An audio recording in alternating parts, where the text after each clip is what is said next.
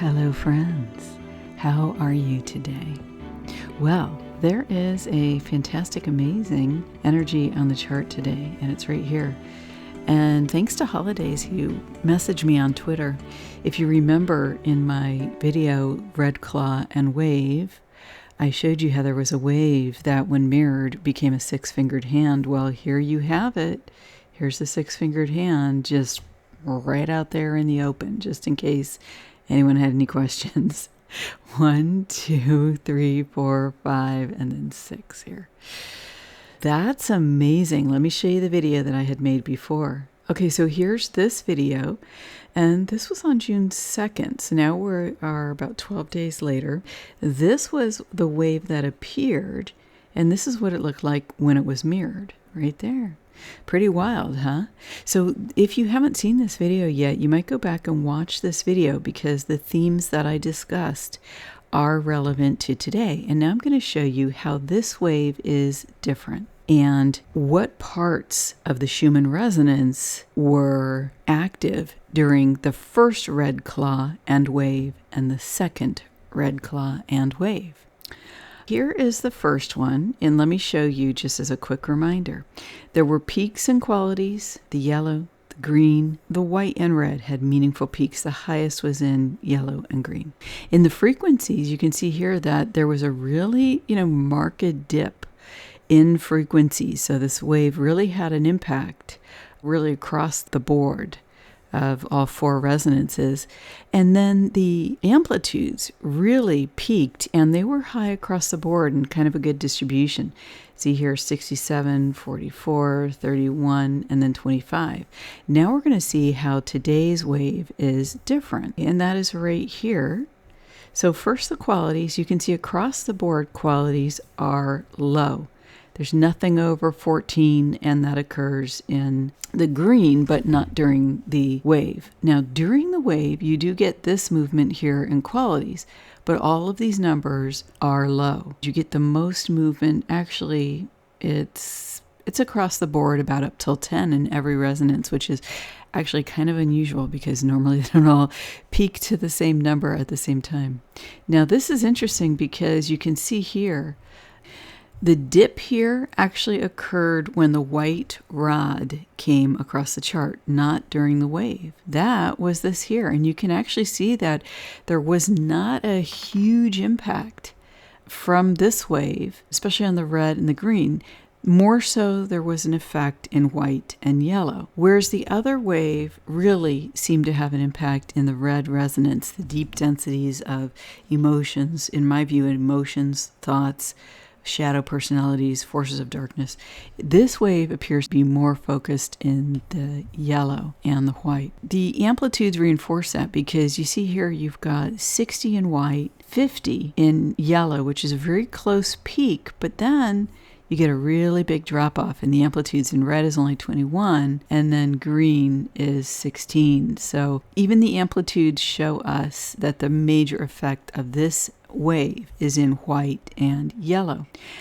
And in terms of the human experience, it's my view that the white and the yellow, the white being more of a celestial or supportive energy, and the yellow being the astral energy, the fourth dimension closest to the human physical form, the non-physical closest to the physical body. Can also be shadow personality, and to a lighter extent the forces of darkness. What I want to show you is it's very interesting because you had these four rods, and each one came with some of this, I call it agitation, that seemed to rise up, and then we have the rod.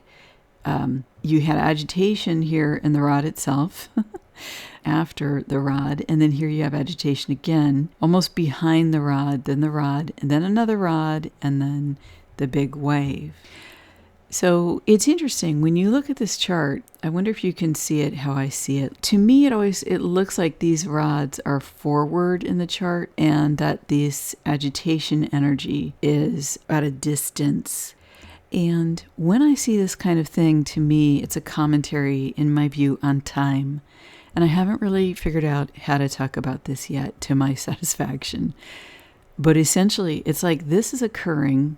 these white rods here in the foreground, and then this agitation is occurring in the background. Well, one thing that I can say is that I have noticed that there are certain kinds of energies that respond slower, that recognize things in the environment slower.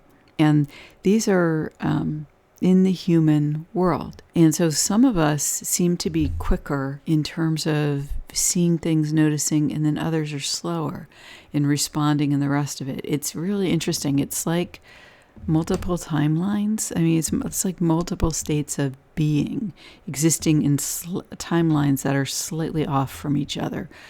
One distinct timeline that operates more slowly and one more quickly. That's the quick, comment that I would make there. And so this wave, in my view, attempts to be addressing the aspects of the human experience that are in the astral, and we have celestial support to do this. And here's what I want to say about these energies as a kind of inspiration here. And that is that, we see the partially hidden hand, right? There's this whole thing about there's a hidden hand. And that's a reference to, I think that was originally in the book by Adam Smith about economics long ago. And that was probably a reference to that there might be a hidden group attempting to influence things, perhaps. Then we saw on the chart, we saw the partially hidden six-fingered hand. Now today we see the hand fully showing. And so what I wanted to say is that even though things are present in our environment, we determine the outcomes in our lives by how we choose to live, what we choose to focus on, what we choose to create.